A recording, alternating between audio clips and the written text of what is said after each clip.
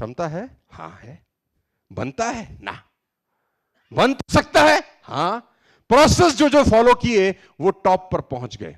और आज इस टॉपिक में आपको समझाना चाहता हूं, इसको बोलते हैं ट्रांसफॉर्मेशन। मैं चाहता हूं कोई आप में से इसका हिंदी व्याख्यान कर सकता है तो बताएं मुझे, इसको हिंदी में क्या बोलेंगे?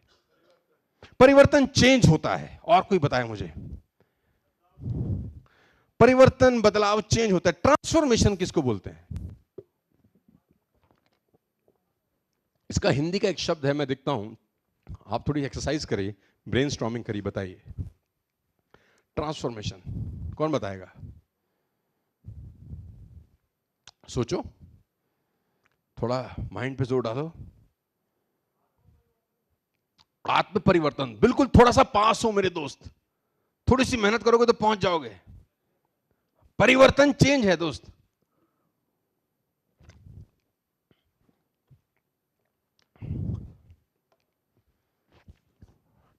ट्रांसफॉर्मेशन इज, हाँ क्या बोला आपने? आपका नाम? स्वाति। जोरदार तालियां होनी चाहिए स्वाति के लिए। Absolutely right. हिंदी का इसका वर्ड है रूपांतरण। Swati, the Hindi word is रूपांतरण। रूपांतरण का मतलब रूप बदल लेना। मूलभूत व्यक्ति वही है, कम ऑन, मूलभूत व्यक्ति वही है। Let me give you example, जल्दी समझ में आएगा। Transformation is a process in which caterpillar becomes a butterfly. अब कैटरपिलर और बटरफ्लाई दोनों अलग अलग चीजें नहीं है, दोनों मूल रूप से एक ही हैं। और जब मैं ओपन सेशन करता हूं तो मैं लोगों को बोलता हूं, डोंट टेक मी रॉन्ग, 97.5% लोग इस पूरी जिंदगी में कैटरपिलर वाला लाइफ बिता के चले, क्योंकि प्रॉब्लम कैटरपिलर में नहीं है, प्रॉब्लम बटरफ्लाई में भी नहीं है, प्रॉब्लम कैटरपिलर और बटरफ्लाई के बीच के प्रोसेस में है जो पेनफुल है। कोकून में जाना पड़ता है, कोकून में कैद होना पड़ता है, you no, it's a painful process. लेकिन जब वो बटरफ्लाई बन जाती है ना, तो पूरा का पूरा खेल ही। अंदाजा लगाइए कि आपके शोल्डर पे कोई कैटरपिलर आके बैठ जाए तो क्या करेंगे आप? झट से उड़ा देंगे, जैसे आपने ऐसे किया कि यार क्या गंद सा कुछ बैठ गया टाइप। और गलती से कोई बटरफ्लाई आपके शोल्डर पे आके बैठ जाए, आप तुरंत सामने वाले को शायद अपना मोबाइल देंगे, टेक अ पिक्चर, और इतना बड़ा करके अपने वॉल पे लगाएंगे, कम ऑन, यस और नो। दोनों एक ही चीज है मेरे दोस्त। जब तक आप कैटरपिलर की फॉर्म में होते हैं, लोग आपके पास आना पसंद, द डे यू कन्वर्टेड और ट्रांसफॉर्म इनटू बटरफ्लाई, आपको लोगों के पास जाने की जरूरत नहीं होती, फिर लोग आपको ढूंढते हुए आपके पास आते हैं। आप नहीं जाते, फिर आपके पास लोग आते हैं। I wish I had time.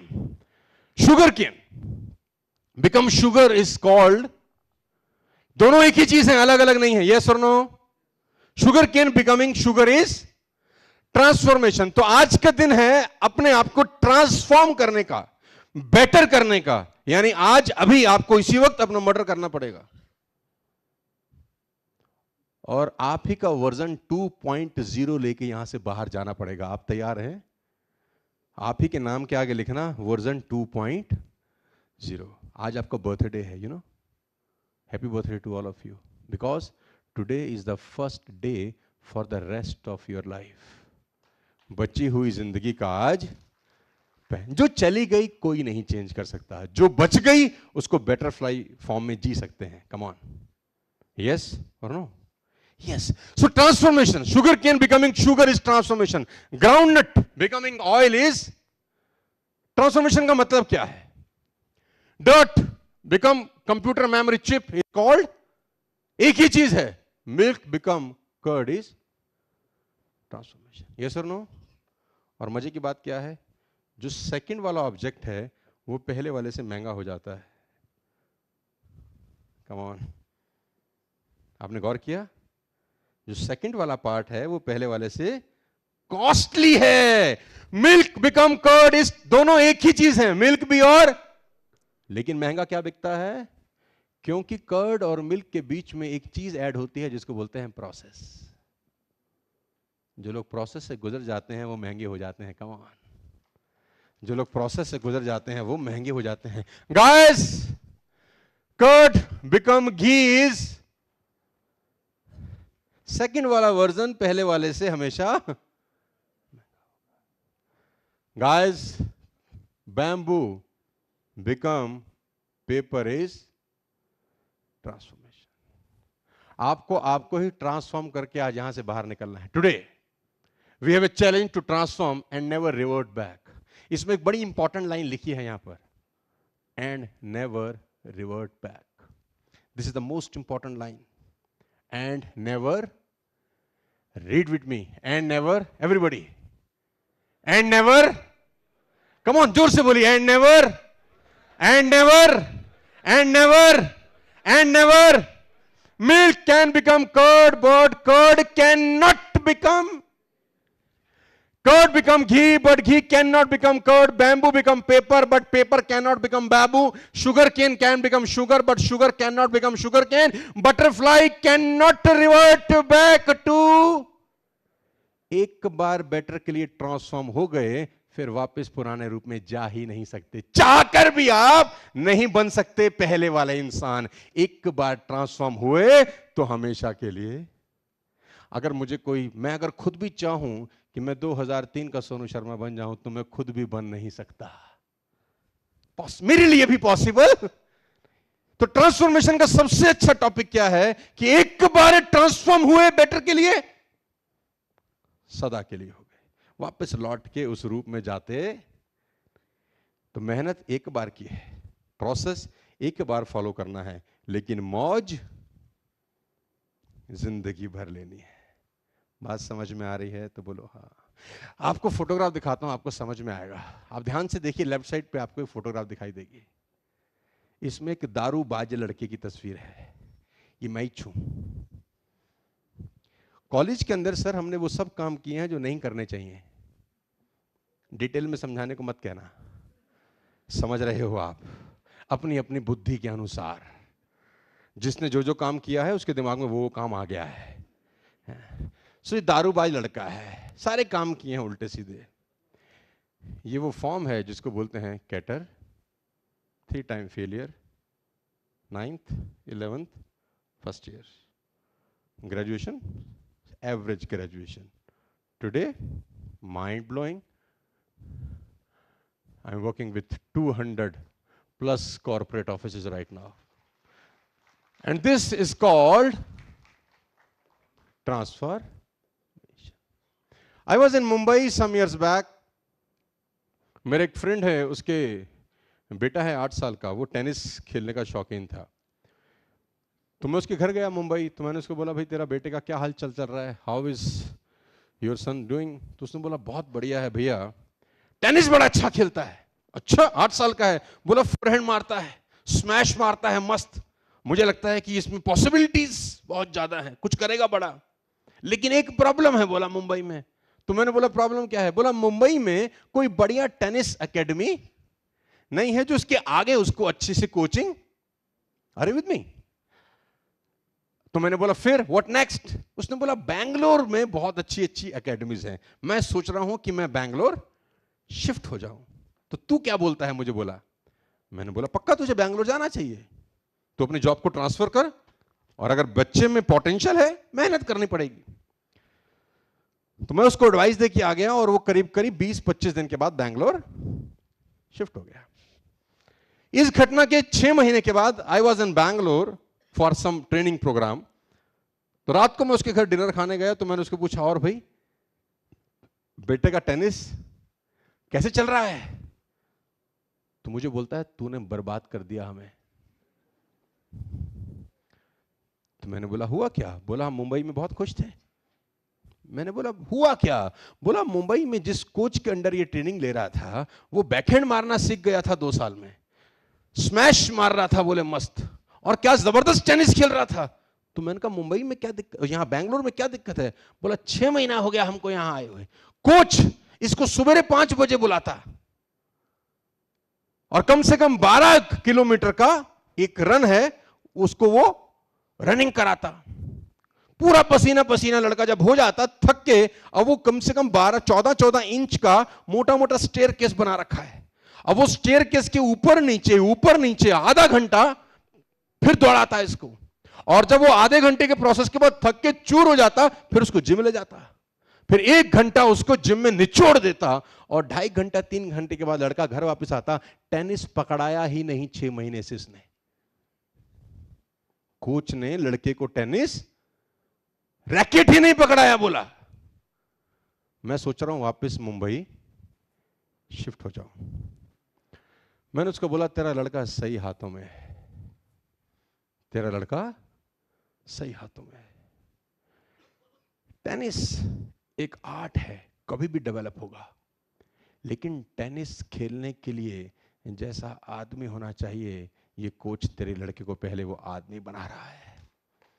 Tennis खेलना इंपॉर्टेंट नहीं है, मैंने बोला टेनिस खेलने के लिए जो स्टेमिना कि 4 घंटे के बाद भी एस मार सकता है कि नहीं मार सकता, 4 घंटे के बाद भी सर्विस रोक सकता है कि नहीं रोक सकता, उसके शरीर में उतना ताकत पैदा कर रहा है। टेनिस तो आर्ट है, कभी भी डेवलप हो सकता है, लेकिन टेनिस खेलने के लिए जैसा बॉडी होना चाहिए, तेरा कोच तेरे बेटे को सही व्यक्ति के हाथ में है। गलती से भी मुंबई शिफ्ट होने की गलती। पैसा कमाना इंपॉर्टेंट नहीं है दोस्त, पैसा कमाने के लिए कैसा आदमी होना चाहिए, पहले वो आदमी बनना पड़ता है। पैसा बाय प्रोडक्ट है, पीछे आता है। इसी को बोलता हूं मैं transformation. Income will not far exceed your personal development. Ladies and gentleman, थोड़ा सा कड़वा बोल रहा हूं। Income will not far exceed your personal development. Sometime you take a lucky jump. If you do not work on yourself, it will return as back as you are. कहते हैं आपकी कमाई कभी आपकी औकात से ऊपर आ ही नहीं सकती। पूरी दुनिया की दौलत को अगर आप इकट्ठा कर लें, एक बहुत पुरानी कहावत है, पूरी दुनिया की दौलत को आप इकट्ठा करें और 800 करोड़ लोगों में बराबर बांट दें। अभी तो किसी के पास ज्यादा होगी, किसी के पास कम। इकट्ठा करें एक बैंक अकाउंट में और इक्वली डिस्ट्रीब्यूट कर दें अमंग 800 करोड़ पीपल। अब सब बराबर हो गए, ना कोई अमीर ना कोई गरीब। लेकिन दुख यह है कि 7 साल के बाद वो उन पॉकेट्स में लौट जाएगी जहां से आज निकली है। पैसे कमाना और पैसे को होल्ड करना दोनों अलग अलग बातें। पैसा कमाने के बावजूद भी लोग गरीब रह जाते हैं। कम ऑन, ये सुनो, आपने देखा होगा कभी कभी कुछ लोग टॉप पे होते हैं और कुछ समय के बाद वापस वहीं पहुंच जाते हैं जहां से उन्होंने अपनी जर्नी स्टार्ट की होती है। कम ऑन, देखा है इसमें। This is only one reason guys कि वो अपने ऊपर काम करना बंद, और जमाना तेजी के साथ। आई विश आई हैड टाइम। और मैं आपको कोई लंबी छलांग लगाने के लिए नहीं कह रहा हूं, छोटे छोटे बदलाव करने के लिए कह रहा हूं। आज जो ट्रांसफॉर्मेशन का टॉपिक मैंने शुरू किया है, although it's a 4 hour 6 hour topic, लेकिन समय जितना है मैं उसी के हिसाब से बात कर रहा हूं। आज मैं आपको यह नहीं कह रहा कि आपको कुछ बहुत चेंज करना है अपनी लाइफ को और बेटर करने के लिए। छोटे बदलाव। हॉर्स रेस देखी है आपने कभी? घोड़ों की रेस। जो घोड़ा फर्स्ट आता है उस रेस में और जो घोड़ा सेकंड आता है, उन दोनों के फर्स्ट और सेकंड आने में टाइम का कितना फर्क होता होगा? कोई बता पाएगा? मिली सेकंड। लेकिन प्राइज मनी में कितना फर्क होता है जानते हैं? आधे से भी ज्यादा का फर्क होता होगा। यस और नो? लेसन बड़ा क्लियर है, ध्यान से सुनिए।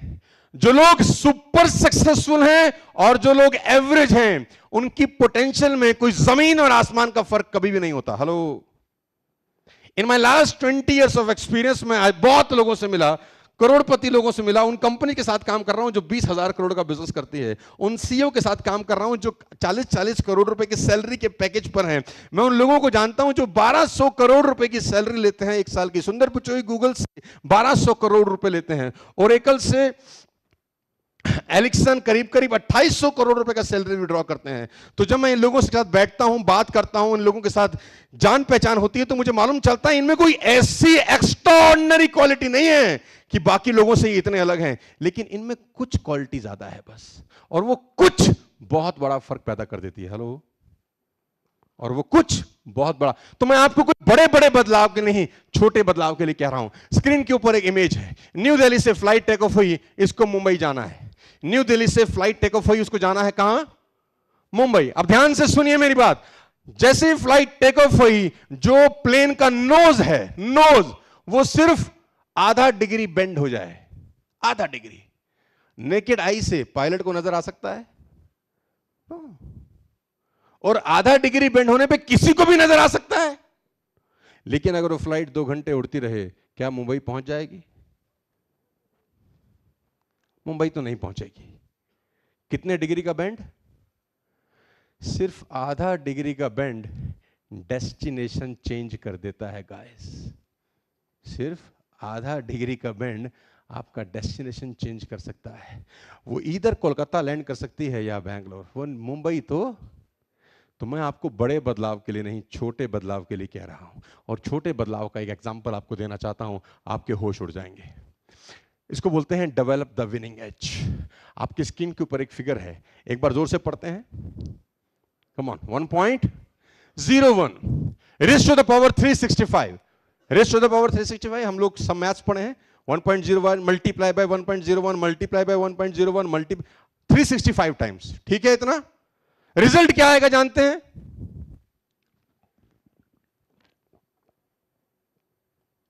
क्या हम ठीक हैं? ठीक। आपके स्क्रीन के ऊपर एक और फिगर है। 1.01 और 0.99 में कितना फर्क है? मामूली। फॉर्मूला वही लगाते हैं, देखते हैं रिजल्ट क्या आता है।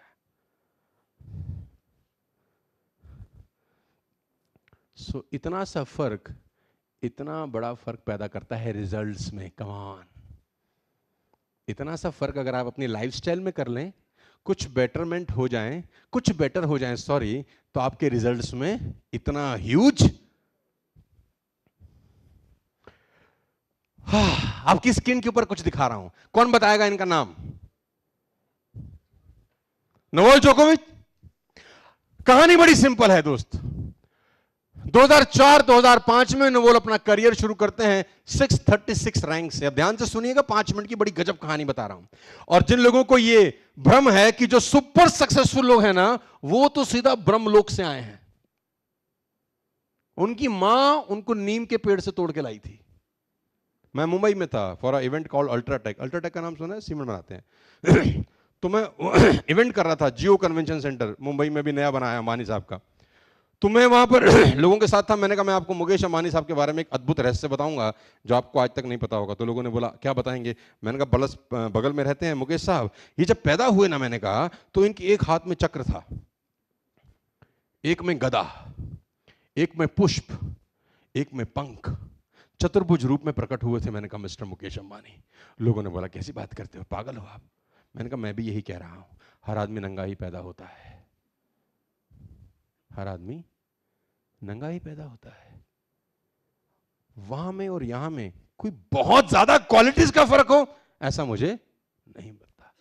इतना सा फर्क है बस। और आज इतना सा फर्क पैदा करेंगे ना, तो अगले साल तक आते आते आपकी इनकम में शायद इतना बड़ा फर्क पैदा हो सकता है।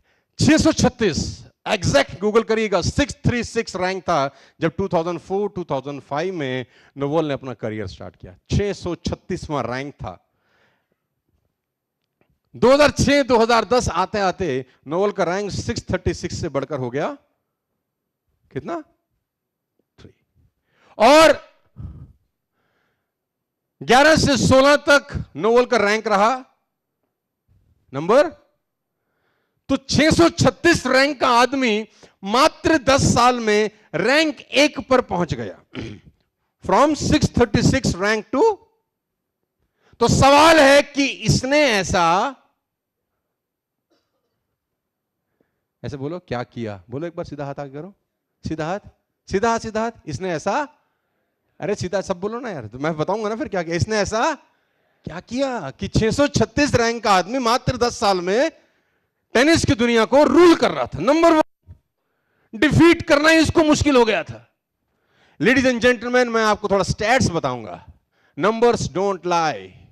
2004-2005 के अंदर नोवाक 49% मैच जीतते थे, यानी 100 मैच खेलते थे तो 51 हार जाते थे, राइट? 49 तब भी जीत रहे थे। 49 मैच जीतने के बाद भी रैंक कितना था? अब इन्होंने मैच जीतने शुरू कर दी 70, यानी कितने परसेंट बढ़ा? 50% से हो गया 80%। और रैंक कहां से कहां पहुंची? 636 से। अब देखो 16 तक आते आते नवोल 90% मैच जीतने लगे, 10% अभी भी हार रहे थे। अब मजे की बात इसके बाद है जो बताने वाला हूं। 49% से 79% हुआ कैसे, और 79% से 90%? नवोल ने ऐसी कौन सी स्किल सीख ली कि अचानक इतना बड़ा ट्रांसफॉर्मेशन हुआ? Points one. रैली होती है टेनिस में, अगर आपने देखा खेला होगा तो रैली होती है ना, 15-10, 20-10, देखा ना, 30-15 रैली होती है, पॉइंट्स होते हैं, तो 2004-2005 में जब 636 रैंक होल्ड करते थे तो सिर्फ 49% पॉइंट जीतते थे। सिर्फ 3% पॉइंट बढ़ा दिए अपने, कि वो जो रैली होती थी वो 49 की जगह अब कितने परसेंट जीतने लगे? रैंक कहां से कहां पहुंचा? अब देखो 52 से कितना बढ़ाया होगा कि नंबर 1 पहुंच गए। शॉक हो जाएंगे आप। ओनली 3%। 49 से 55% कितना होता है? 6%। यानी जो विनिंग हैबिट थी वो 49 से कर दी 50, और रैंक हो गई 636 से 1। Marginal improvement will give you huge impact. Come on, marginal improvement in you will give you huge impact. और जो लोग बदल नहीं रहे वो बदतर होते जाएंगे, जो बदलेंगे नहीं वो बदतर ही होंगे। बदलना शुरू होने का प्रोसेस जहां आपका चालू हुआ, आपकी रैंक 636 से नंबर 1 तक पहुंच सकती है। आपकी स्क्रीन के ऊपर एक तस्वीर है, मैं चाहता हूं आप देखें और नीचे क्वेश्चन है उसका आंसर करें। जल्दी से पढ़िए, एक बार क्वेश्चन पढ़ लीजिए मेरे साथ फटाफट। Everybody come on. What do you need to climb a mountain? पहाड़ पे चढ़ने के लिए क्या चाहिए होता है सर?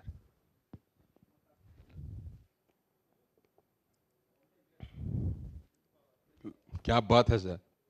विल पावर, स्ट्रेंथ,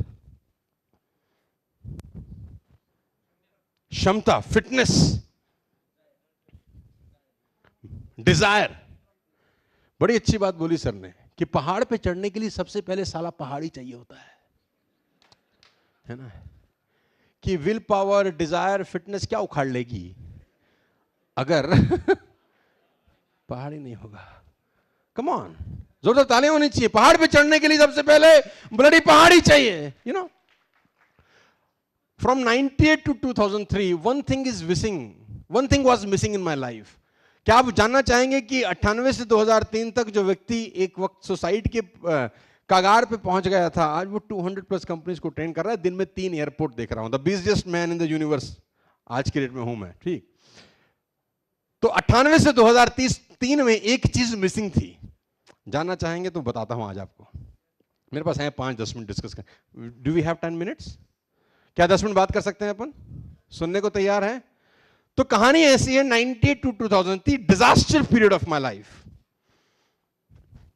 मेरा एक फ्रेंड जिसके चाचा जी न्यूजीलैंड में रहते थे, उस 5 साल में मैंने सब करके देख लिया। डोर टू डोर सेलिंग, घर घर जाके माल बेचने का प्रोसेस, डोर बेल बजाना। वो एक गृहिणी बाहर आती थी, हम उनको बोलते थे हम ये प्रोडक्ट लाए हैं, वो चटाक से दरवाजा बंद करती थी, गेट लॉस्ट।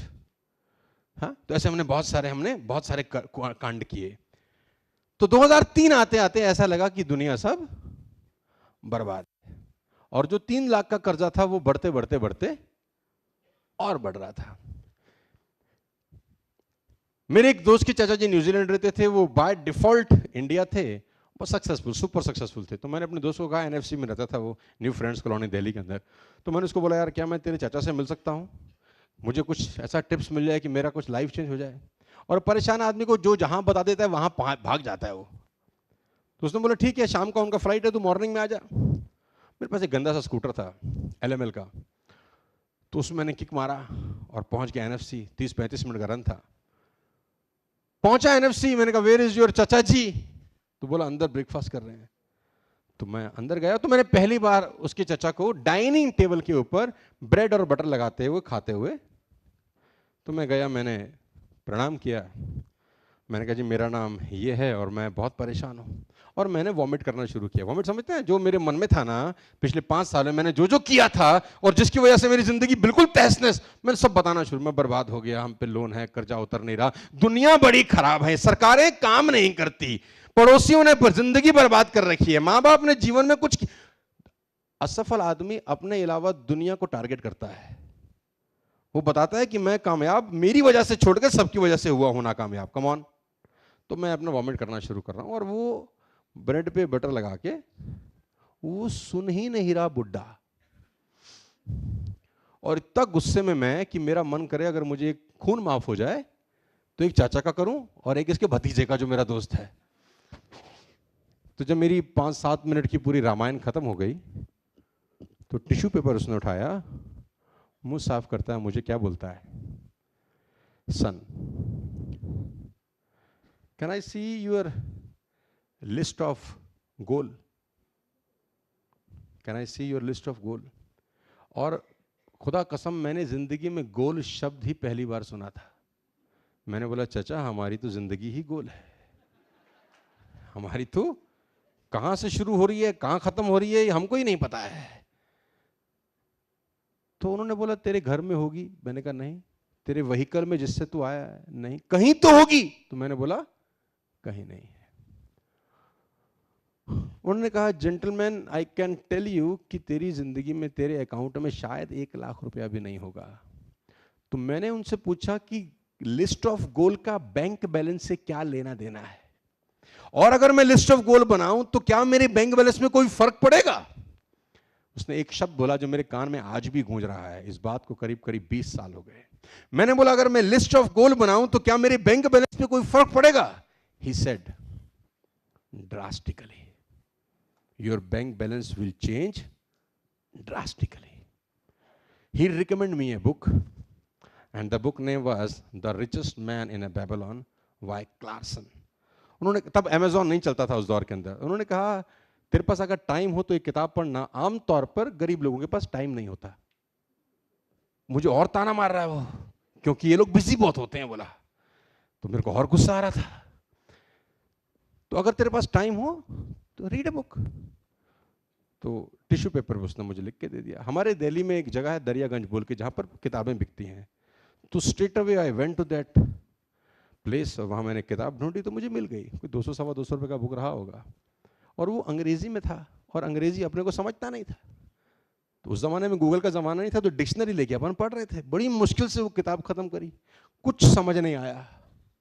पूरी बुक के अंदर एक लाइन खोपड़ी में घुसी। पूछे क्या? उसमें लिखा था जीवन में जो पाना हो उसकी तस्वीर तुम्हारे बेडरूम की फ्रंट वॉल पे होनी चाहिए, और उसको रोज घूरो, और वो देखते हुए घर से बाहर निकलो, और वो ढिंडोरा पूरे एरिया में पीट दो कि मैं ये लेने वाला हूं। फॉर एग्जाम्पल, तुम कार लेना चाहते हो, मकान बनाना चाहते हो, टर्नओवर बढ़ाना चाहते हो, तो वो पोस्टर तुम्हारी वॉल की फ्रंट वॉल पे हो बेडरूम की, और अपने मोहल्ले में, दोस्ती में, रिश्तेदारी में सबको ढिंडोरा पीट दो कि अगले 6 महीने में मैं ये लेने वाला हूं। तो नीचे लिखा था क्यों? क्योंकि तुम भूल जाओगे, लोग याद दिलाएंगे। ये फ्री की अलार्म क्लॉक है। बोला तुम भूल जाओगे तुम्हें कौन ही मारेंगे। और भाई कहां है तुम्हारा घर, गाड़ी, मकान, घोड़ा, बंदूक, वेयर इज? तो मेरे को लगा बड़ी अच्छा, पूरी किताब में मुझे मेरे मतलब का, और मैं एक्साइटेड होके सर पहुंचा घर। और आप बिलीव करेंगे मैंने जिंदगी की सबसे बड़ी मूर्खता क्या करी। मैं सेंट्रो का पोस्टर खरीद के आया। उस जमाने में नई नई आई थी सेंट्रो, तो मुझे बड़ी अच्छी लगती थी यार, कभी गाड़ी होनी चाहिए हमारे पास यार, क्या गरीब आदमी स्कूटर चला रहा हूं। और सेंट्रो का पोस्टर मैंने अपनी वॉल पे, चूने वाली वॉल पे, इलेक्ट्रिसिटी का जो ब्लैक कलर का टेप होता है ना, उससे टैग कर दिया। और ये करते हुए मेरे पिताजी ने मुझे देखा। वो मुझे 5 साल से देख ही रहे थे कि मैं कितना फन्ने खा हूं। तो मेरे पिता ने बोला ये क्या कर रहा है? मैंने कहा पापा ऐसे एक गाड़ी आती है। वो रहे हमारे बाप, तो उन्होंने बोला जहाज का फोटो क्यों नहीं लगाता? ऑटो ही लगाने से आती है तो तू जहाज का लगा। और मैं मंदबुद्धि सोचूं, बात तो ये भी ठीक है भाई, लॉजिकली ही इज राइट। तो मैं वापस बुक में गया, पढ़ा, मैंने कहा कोई गलती तो नहीं हो रही। तो उसमें लिखा था क्रम क्रम से आगे बढ़ो, स्टेप बाय स्टेप। तो मैंने कहा सेंट्रो ही ठीक है, राइट। तो 2003 में पहला क्लू मिला। होता क्या था कि जब वो पिक्चर देख के घर से बाहर निकलते थे ना, तो डिसअपॉइंटमेंट तो होती ही थी मार्केट में जाके ना, नेगेटिविटी भी होती थी, रिजेक्शंस भी होते थे, और दुनिया को बता चुके थे। तो वापस आके फिर देखते थे तो फिर डबल एनर्जी के साथ। अच्छा, खाली फोटो लगाने से नहीं आएगी, हेलो। कहीं तुम घर जाते अपने अपने घर में जहाजों की तस्वीरें लगा लो और 4 साल के बाद मुझे नोटिस भेज दो कि आई नहीं, 4 साल हो गए, देखो आपने तो कहा था, है ना। बियर पीने से, पॉपकॉर्न खाने से नहीं आएगी, you have to work hard as well ना, कम ऑन। तो 2003 के बाद कुछ कहानी चेंज हुई। एक बात समझ में आ गई कि कहीं जाने के लिए एक गोल सेट होना जरूरी है। और देखो, चांद पे सबसे पहले कौन गया था, कौन मुझे बताएगा? Neil Armstrong. मुझे ऐसा लगता है कि चांद पर आर्मस्ट्रांग के जाने से पहले उसकी सोच पहुंच गई होगी 10, 15, 20 साल पहले, हाँ या ना? 69 में वो गया, लेकिन 10-15 साल पहले उसने थॉट में कहीं ना कहीं ऐसा सोचा तो होगा ना कि एक दिन चांद की मिट्टी को छू के आऊंगा, कम ऑन। ऐसा तो नहीं हुआ होगा कि 1969 में चाय पीते पीते उठा होगा, बीवी ने बोली कहां जा रहे हो, बोला चांद पे जा रहा हूं, ड्राइवर रॉकेट निकालो। ऐसा तो नहीं हुआ होगा। यानी 10-15 साल पहले उसके थॉट में ये सीड है, ये लगा होगा कि एक दिन में ऐसा। तो वो गोल जरूरी है कि नहीं, come on.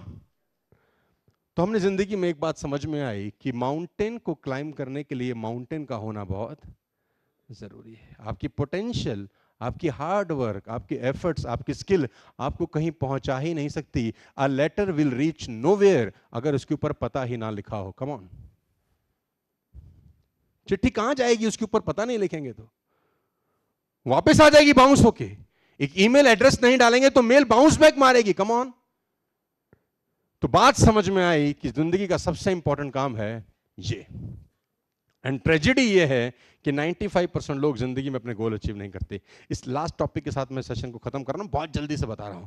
95% people will never achieve their goals because they don't know how to set goal and execute. ये बहुत बोरिंग शब्द है एक्चुअली में, गोल सेटिंग, क्योंकि लोगों को ये पता ही नहीं होता गोल सेट करते कैसे हैं, उनको एग्जीक्यूशन कैसे किया जाता है। आपकी स्क्रीन के ऊपर कुछ तस्वीरें मैं आपको दिखा रहा हूं और मैं आपसे कुछ पूछना भी चाहता हूं फटाफट। आपकी स्क्रीन के ऊपर एक डेट है और एक टाइम है, 6 अगस्त 1945 सुबह 8:20। मुझे आप बता पाएंगे क्या हुआ था?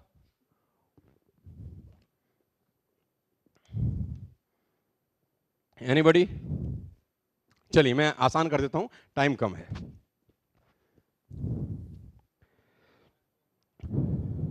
Within the first 2 to 4 months of the bombing, the acute effects killed 90,000 to 1,66,000 people in Hiroshima and approximately 60 to 80,000 in Nagasaki. 1.5 lakh के आसपास हिरोशिमा में लोग मारे गए, बॉम्बिंग हुआ था, न्यूक्लियर बॉम्ब फेंका गया था 2 सिटीज के ऊपर। Roughly half of the deaths in each city occurring on the first day. आधे लोग पहले ही दिन मर गए थे। ये बॉम्बिंग हुआ था यूएस ने और फेंका था किसके ऊपर? जापान के ऊपर, right? A mushroom cloud rises moments after the atomic bomb was dropped on the Japanese city of Nagasaki, August 9, 1945. ये 3 दिन बाद की एक रियल पिक्चर है जो हिरोशिमा और नागासाकी के ऊपर का, ये कुछ इस तरीके से मशरूम क्लाउड जैसा कुछ बन गया था उस दौरान। 1945 की हम बात कर रहे हैं और ये कुछ तस्वीरें मैं आपको दिखाना चाहता हूं उस दौर की, जापान की। बॉम्बिंग से सब कुछ तबाह हो चुका था, पूरी की पूरी कंट्री शेल में जा चुकी थी। किसी को ये नहीं पता था कि ऐसा कभी उनके साथ जिंदगी में हो सकता है। ये वो बॉम्ब था जो यूएस ने जापान के ऊपर डाला। ये बात थी 1945। लेडीज एंड जेंटलमैन, इस दुनिया का सबसे बड़ा अगर लेसन कहीं से आप सीख सकते हैं तो शायद ये एक एग्जांपल हो सकता है। 1945 टू 1950, 5 सालों पूरा का पूरा कंट्री शेल में जा चुका था कि अब हमारी जिंदगी में कुछ बचा नहीं है। जो सिटीजन थे उन लोगों को अपनी कंट्री पे ट्रस्ट खत्म हो गया था कि उनको लग रहा था कि हम गलत कंट्री में पैदा हो गए हैं, बेचारा फील होना शुरू हो गया था। पूरी दुनिया उनको बेचारा ट्रीट करने लग गई थी कि ये लोग बर्बाद हो गए।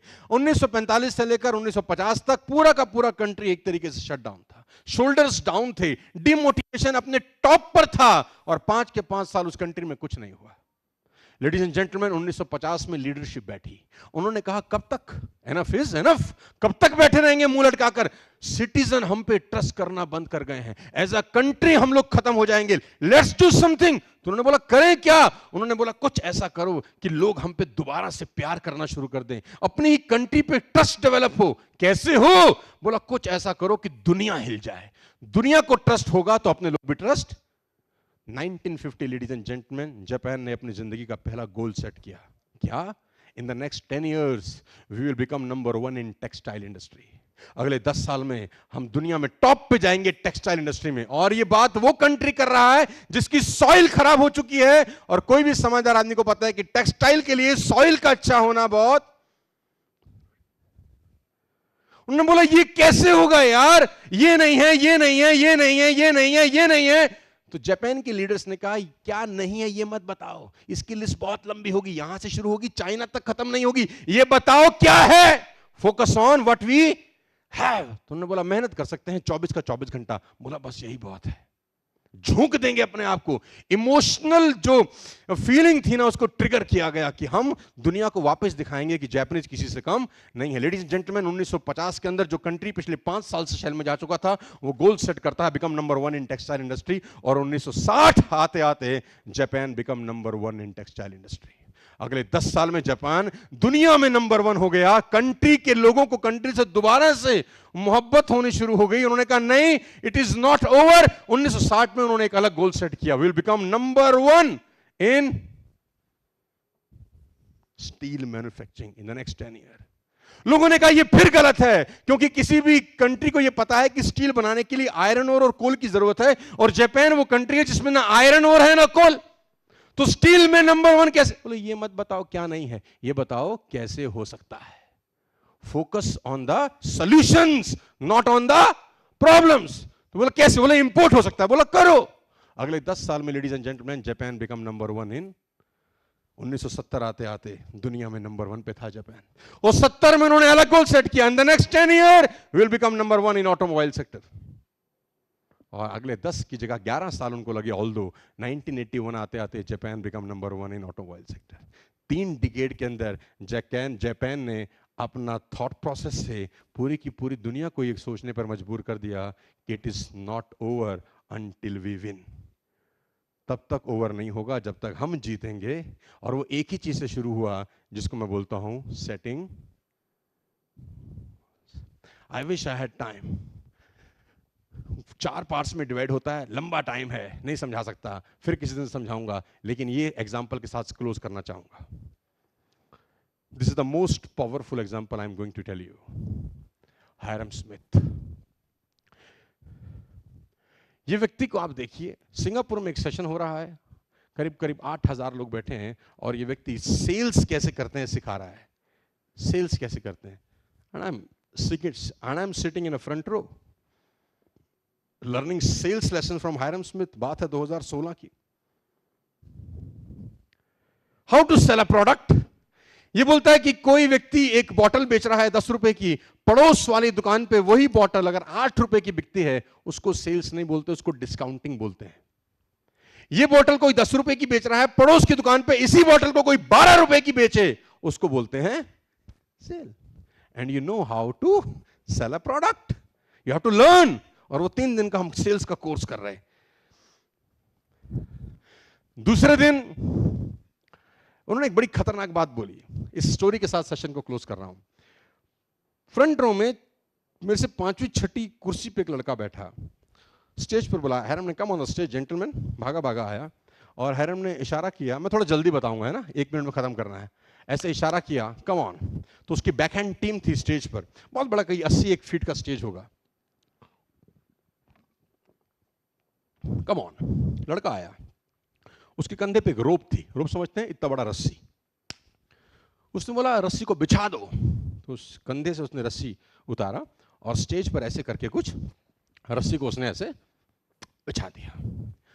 अब उसने लड़के को कहा, gentleman will you walk on this rope, will you walk on this rope, I will give you $100। लड़के ने बोला why not, it's easy simple task, इतना बड़ा रोप है। बोला गिरना नहीं। अरे नहीं गिरेंगे सर, इतना बड़ा है, do it. Pin drop silence. और लड़के ने रोप के ऊपर चलना शुरू किया, कुछ इस तरीके से संभलते संभलते। बहुत मोटा रोप था, वो इजीली चल रहा था। क्रॉस किया, हायरम ने वॉलेट निकाला, $100। हायरम ने कहा, gentleman let's do it one more time, now I will pay you $1000 for the same act. लड़का बोला व्हाई नॉट सर। अब उसको प्रैक्टिस भी हो गया था, उसने चलना शुरू किया, स्पीड थोड़ी तेज थी, करते करते करते रोप उसने, हायरम ने $1000। फ्रंट रो में बैठे हुए हम सोच रहे हैं हम क्यों नहीं गए। हायरम ने, gentleman let's do it one more time, now I will pay you $10,000 for this. लड़का बोला मजा आ जाएगा sir, I will do it. Hiram बोला बट वन कंडीशन। कंडीशन कुछ ऐसी है कि सिंगापुर में 2 बिल्डिंग है जो 110 माले की हैं। अब ये रस्सी को मैं उन दोनों बिल्डिंग के टॉप फ्लोर पे बांध रहा हूं। Now you have to walk on this rope, I will pay you $10,000, let's do it, come on. लड़का ने बोला ना, आई विल नॉट वॉक। हरन बोला now I will pay you $50,000, let's do it. No. बोला सेम, तू 3 बार किया है, अभी 2 बार, $50,000। हरन बोला okay, $1 lakh, let's do it. लड़के ने बोला गंजे पूरी दुनिया की दौलत दे दे, I will not walk.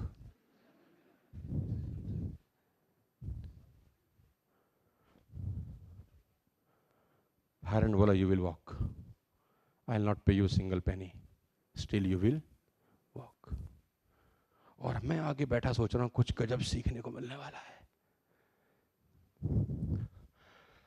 Hiram ने कहा जेंटलमैन लेट्स इमेजिन हाइपोथेटिकली 110 माले की बिल्डिंग है, टॉप फ्लोर पे तेरी 8 साल की बेटी है और उस बिल्डिंग में आग लग गई है। Will you walk on this rope? बोला yes sir, I will not pay you single penny, yes sir, I will still walk on this rope. Hiram ने हम सबको एड्रेस करते हुए कहा, ladies and gentleman, a very powerful message. जो काम आपसे पैसा नहीं करा सकता, इमोशंस करा लेते हैं। जो काम आपसे पैसा नहीं करा सकता, इमोशंस करा लेते हैं। और ज़िंदगी में गोल सेटिंग में इमोशंस का जुड़ना बहुत ज़रूरी है। कोई ऐसा गोल ज़रूर सेट करना जो इमोशनली आपको ड्राइव करे आगे बढ़ने के लिए। वो आप कभी भी पीछे नहीं हट सकते, वो होगा ही होगा। आप देखिए, आप अपने लिए आईफोन 15 खरीदे ना खरीदे, अपने बेटा या बेटी के लिए खरीद लेंगे। Come on. आप अपने लिए 3,500 की खरीद सकते हैं, लेकिन अपनी बेटी के लिए 3 लाख का लहंगा भी खरीद लेंगे। यस और नो? यस, बिकॉज हमारे इमोशंस अटैच हैं। सो thank you so much everybody, God bless you all. उम्मीद करता हूं कुछ ना कुछ आप सीखे होंगे और अपनी लाइफ में एग्जीक्यूट करेंगे, इंप्लीमेंट करेंगे। अगर दोबारा कभी मौका मिला तो डिटेल डिस्कस करूंगा। Thank you so much, God bless you all. बहुत बहुत धन्यवाद। Thank you so much everybody. Thank you so much, sir. And indeed, motivation is an internal factor. And thank you for executing professionalism in your presentation. And you have made a positive difference among us. Your presentation was inspiring to motivate us and never give up on ourselves. So thank you for the timely message you sent to us. We appreciate your suggestion and we look forward having you again. So now I request Dilip Kumar sir to felicitate this phenomenal person, Sonu Sharma, and I request all the dignitaries on the stage, please join together to felicitate this person, Sonu Sharma sir. Please sir.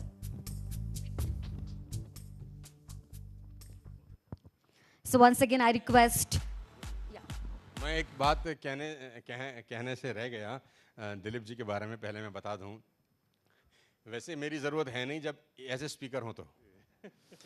मैं seriously बता रहा हूँ, मैंने एक बार 2-3 बार YouTube पे sir को सुना तो मेरे को लगा मुझे बहुत इंप्रूव करने की ज़रूरत है वहाँ जाने के लिए। नहीं seriously, he is a fantastic speaker यार। आपके बीच में ऑलरेडी दिलीप जी हैं और मुझे पता है कि कोविड के अंदर उन्होंने बहुत गजब काम भी आप लोगों के बीच में किया है और ऐसे व्यक्ति आपके बीच में है यार, तो heads off to you Dilip ji, and you spoke so well कि जब मैं यहाँ और ये सेकंड बार है जब मैं आपके पास आया हूँ, और पहली बार तो आदमी गलती से किसी को बुला लेता है, दूसरी बार गलती से नहीं बुलाता दूसरी बार बुलाता है इसका मतलब आदमी ठीक है so thank you so much for having me and God bless you. और बहुत you are doing very very noble and nice job, keep doing it. And किसी और को मुझे बुलाया, किसी और को मेरे अलावा बुलाया तो श्राप दे दूंगा मैं सो thank you thank you so much. Thank you, sir. And I request Dr. Nitish Patil, DC of Belagavi, and also I request Harshal Boyer, sir, CEO and ZP, and also Dilip Kumar, sir, founder of DK Motives. All three dignitaries, I request you to felicitate Mr. Sonu Sharma, corporate presenter, corporate trainer, and a motivational speaker.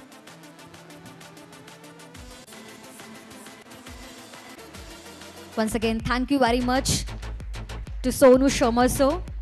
Really, thanks for your timely message that you sent to us. We appreciate your suggestion and we look forward to having you again. Thank you, sir. Thank you very much.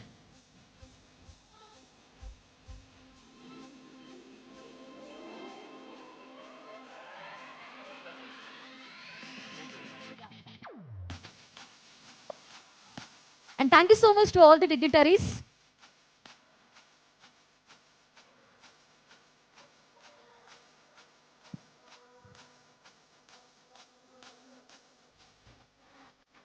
So once again, thank you, sir.